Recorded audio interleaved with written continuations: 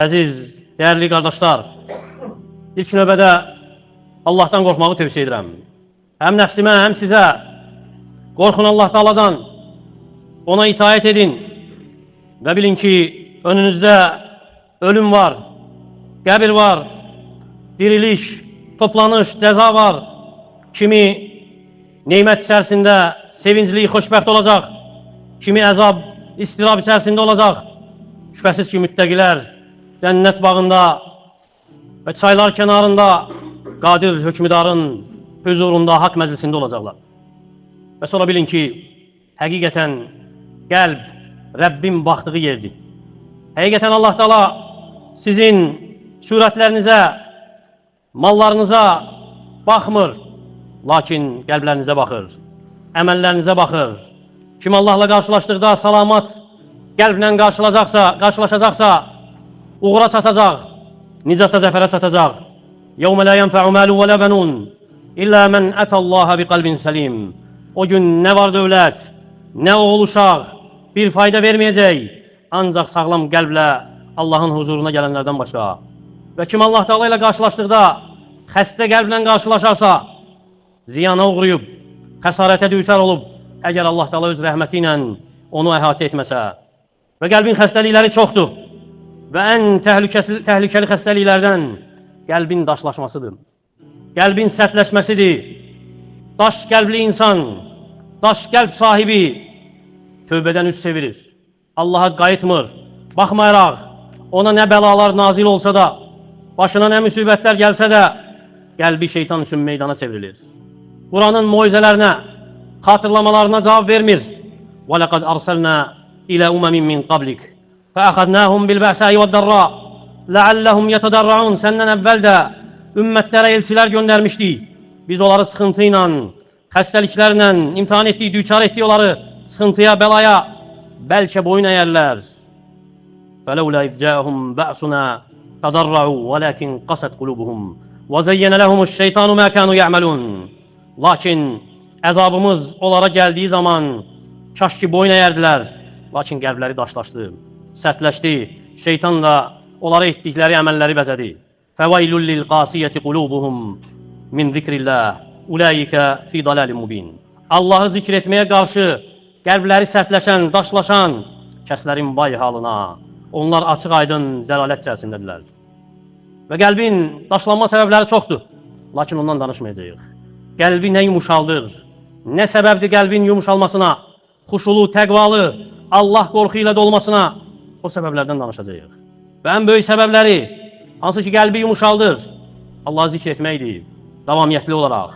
Allah'ın ayələrini düşünməkdir, ölümü, ağrısını, acısını xatırlamaqdır, qəbri, sıxıntısını, zülməti xatırlamaqdır, qəbirləri ziyarət etməkdir, axirəti və əhvalını fikirləşməkdir. Ona görə Tabaqat-ül Hənəbilə kitabında İmam Əhməddən nəql olur ki, bir kişi soruşur ondan ki, qəlb necə yumuşalar, qəlbi necə yumuşatmaq olar? Deyir ki, udhulul məqbara, qəbristanlığa daxil ol. Yəni qəbristanlığa get, vamsəh rasəl yetim və yetimin başına sığal çək. Bir kişi Həsən-ül Basriyə şikayət edəndə qəlbinin daşlaşmasından, sərt olmasından deyir ki, ona ədibuhu bizzikr. O daş qəlbi zikirlə əridib yumuşaldı. Ələm yə'ninillezine əmənu ən təxşə'ə qulubuhum li zikrillah və mə nəzələ minəl haqq ولا يكونوا كالذين أوتوا الكتاب من قبل فطال عليهم الأمد فقست قلوبهم وكثير منهم فاسقون. İman gətirənlərin qəlblərinin Allahın zikri və haqdan nazil olan, yəni Quran üçün yumuşalmasının vaxtı nə vaxt gəlib çatacaq? Onlara özlərindən əvvəlki əhli kitab kimi olmasınlar. Onlara öz peyğəmbərləri ilə uzun müddət keçdikdə, onlar arasında olan müddət uzandıqda qəlbləri sərtləşmişdi, onların çoxu fasiqlərdir. İmam Qurtubi, rahiməhullah, bu ayəni zikr edəndən sonra təfsirində deyir ki, bu ayə səbəb olub Fudeyl ibn İyadın tövbə etməsinə. Baxmayaraq quldur idi, yol kəsən idi, lakin səbəb olub tövbə edib. Və deyir ki, aşıq olduğu bir qadın vardı, hansı ki, vəd vermişdi ona bir gün görüşməyə gecənin birində. Və elə ki, hasara çıxmaq istəyir, dırmaşmaq istəyir, eşidir ki, bir qari oxuyur ki, ələm yə'ninillezine əmənu ən təxşə'ə qulubuhum li zikrillah. Məgər iman edənlərin Allahın zikri ilə qəlbi yumuşalmaq vaxtı gəlib çatmayıbmı? Və geri çəkilir. Deyir ki, bələ vallahi qadən. Deyir ki, Allaha and olsun, artıq çatıb. Sonra gecə onu bir xaraba evin yanına gətirib çıxarır. Və orada bir dəstə insan olur, hansı ki, səfərdəykən yolda qaldıqları üçün ora sığınıblar. Və bəziləri Fudayl ibn İyadın quldur olduğunu xatırlayır və getməmələri üçün, orada qalmaları üçün səbəb olaraq deyir ki, İnnə Fudaylən yaqta'ut tariq. Fudayl yol kəsir, yəni qarət edir. Və deyir ki, Fudayl əvvah, ərani billeyli əs'a fi ma'siyyətillah. Deyir ki, vay olsun mənə, gecə Allahın asiliyində çalışıram. Qavmun minəl musliminə yəxafuni. Müsəlmanlardan bir dəstə məndən qorxur. Allahumma inni qad tubtu ileyk. Allahım sənə tövbə etdim. Və cəaltu tövbəti ileyki civara beytikəl haram. Tövbəmi sənin haram olan, yəni Kəbənin yanında edəcəm.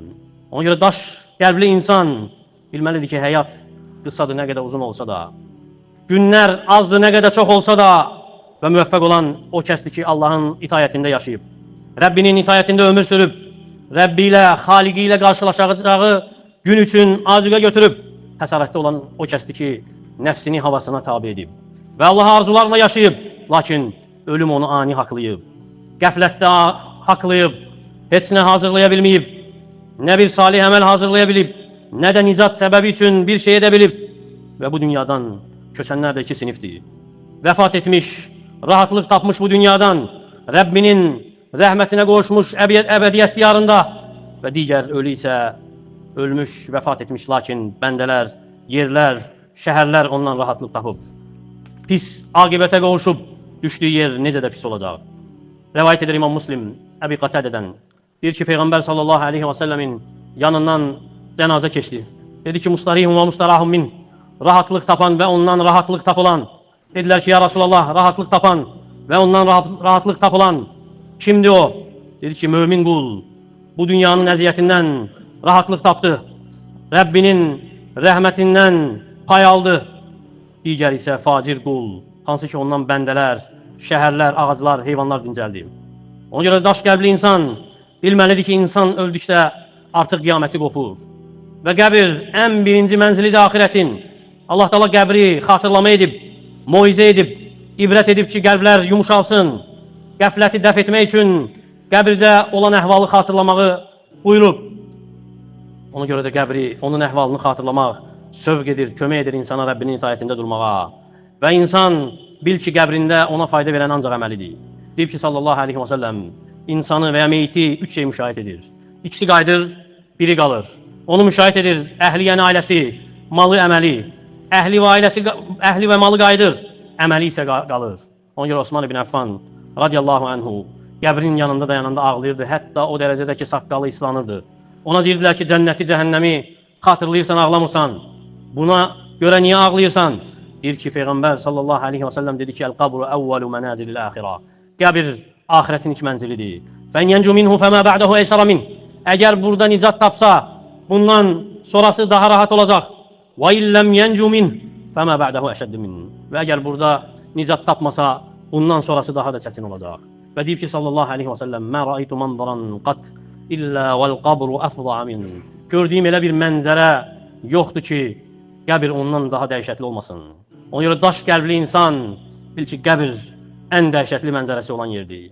Çünki insan orada tək qalacaq, yalnız qalacaq, nə dostu olacaq, nə sirdaşı olacaq, nə istəklisi olacaq, nə ünsiyyət qurduğu, nə oturduğu olacaq və qəbir sıxacaq da onu. Qəbir onu sıxacaq və heç kim qəbir sıxıntısından kənar qalmayacaq. Əgər kimsə qəbir sıxıntısından nicat tapa bilsəydi, Səd ibn Muaz radiyallahu anhu nicat tapardı. Ona görə Abdullah ibn Abbas deyir ki, Peyğəmbər sallallahu aleyhi və səlləm Səd ibn Muazı dəfn edəndən sonra və deyir ki, Əhzab döyüşündə vəfat etmişdi, qolundan yaralanmışdı. Peyğəmbər sallallahu aleyhi və səlləm onun çadırına yaxın çadır qurmuşdu, onu ziyarət edirdi və istəmişdi ki, əsirlər barədə hökm versin və o da dua edir. Qolunun qanının dayanmadığını görür, dua edir ki, hökm verib bitənə qədər qolunun qanı dayansın və dayanır da.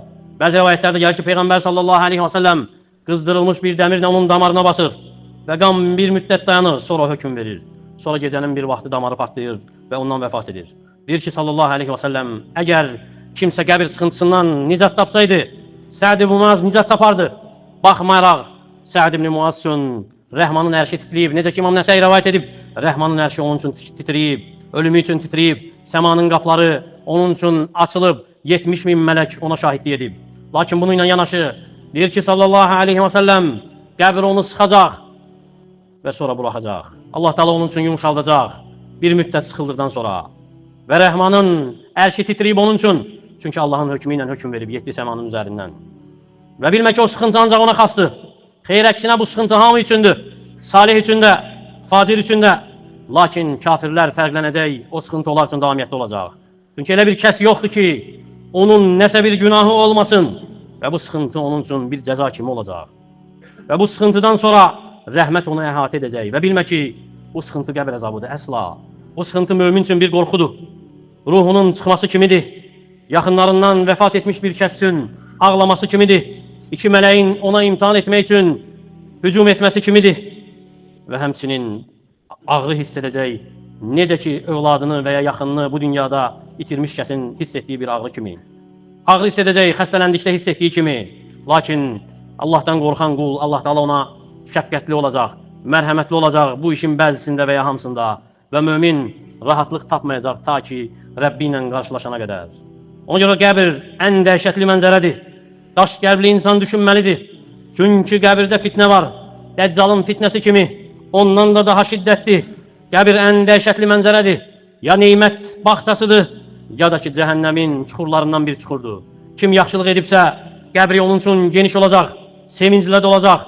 Kim pislik, asilik edibsə, qəbri dəhşətli olacaq, kədərli olacaq, pis olacaq. Deyir ki, sallallahu aleyhi və səlləm, qul qəbrinə qoyulanda və əshabı çevrilib gedəndə onların ayaq səslərini eşidir və ya onların ayaqqablarının səslərini eşidir. İki mələk gəlib onu oturdar və deyər ki, bu kişi, yəni Muhammed sallallahu aleyhi və səlləm haqda nə deyirsən? Və deyər ki, şəhadət edirəm ki, o Allahın elçisi və quludur. Və deyiləcək ona ki, bax cəhənnəmdəki yerinə, Allah Teala sənin üçün onu cənnətdəki yerlə əvəz edib. Sonra və cənnətdəki bütün yerini görəcək. Amma kafir və ya münafiq deyəcək ki, bilmirəm. İnsanlar nə deyirdi, onu deyirəm. Ona deyiləcək ki, lə daraytə və lə təleyt. Nə bildin, nə oxudun. Sonra əmri olunacaq, dəmirdən olan bir çəkiclə iki qulağının arasından vurulacaq və qışqıracaq elə bir qışqırıq ki, insan və cinlərdən başqa hamı eşidəcək, bütün məxluqat eşidəcək. Ona görə Peyğəmbər sallallahu aleyhi və səlləm sığınırdı Allah Teala'ya hər namazda qəbrin əzabından. Deyirdi ki, təşəhhüdü deyəndən sonra Allah Teala'ya 4 şeydən sığının. Deyin ki, Allahumma inni a'udhu bika min adabi cəhənnəm. Deyin, Allahım sənə sığınıram cəhənnəmin əzabından. Və min adabil qabr, qəbrin əzabından. Və min fitnətil məhyəyi vəl məmət, ölümün, dirilməyin fitnəsindən. Və min şərri fitnətil məsihid dəccal, və məsihid dəccalın fitnəsinin şərrindən. Və qəbir ziyarəti ona görə əmr olunub ki, daş qəbli insanların qəlbi yumuşalsın. Ahirəti yada salsınlar, ölümü yada salsınlar, fikirləşsinlər, xatırlasınlar, qəlblərində qorxu əmələ gəlsin, təlaş əmələ gəlsin, itayətə tələssinlər, əmələ tələssinlər. Ona görə kim qorxarsa gecə erkəndən yola çıxar. Və kim gecə erkəndən yola çıxarsa mənzilə tez çatar. Deyir ki, sallallahu aleyhi və səlləm, mən sizə qəbirləri ziyarət etməyə qadağan etmişdim. Ziyarət edin, çünki o ahirəti xatırladır. Ona görə baxsaq, Allahın kitabına, Peyğəmbərin sünnəsinə görərik ki, qəbir ziyarətlərinin ədəbi var, əhkamı var və ən əzəmətli əhkamından, ədəbindən ölənlər üçün dua etmək. Diqqət et, ölənlər üçün dua etmək Allahdan, onlar üçün bağışlanma istəmək, ölülərdən istəmək yox, ehtiyacları olaraq danışmaq yox. Qəbir, çünki qəbirdə olanlar özləri ehtiyac duyur başqalarının duasına. Qəbirləri doludur zülmətlə. Allah Teala salih bəndələrinin duası ilə onların qəbirlərini nurlandırır. Deyir ki, Əbu Hureyra radiyallahu anh, bir qara qadın məscidi təmizləyirdi, məscidin işlərini görürdü. Peyğəmbər sallallahu aleyhi və səlləm bir gün görmür onu. Soruşur, deyirlər ki, ölüb. Deyir ki, mənə niyə xəbər etməmisiniz? Sanki onun şənini aşağı görürlər, əhəmiyyətsiz görürlər. Deyir ki, göstərin mənə onun qəbrini. Və göstərirlər, sonra gedib onun qəbrində onun üçün cənazə namazı qılır və ya dua edir. Sonra deyir ki, həqiqətən bu qəbirlər zülmətlərlə doludur sahibləri üçün. Allah Teala mənim namazımla onların qəbirlərini nurlandırır.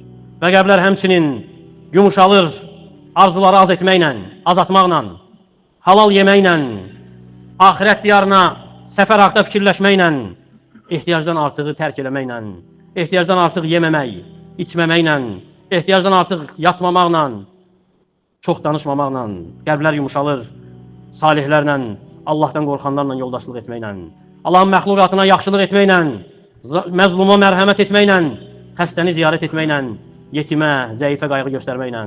Allahdan diləyirəm ki, Allah Teala qəlbimizi onu zikr etdikdə yumuşatsın.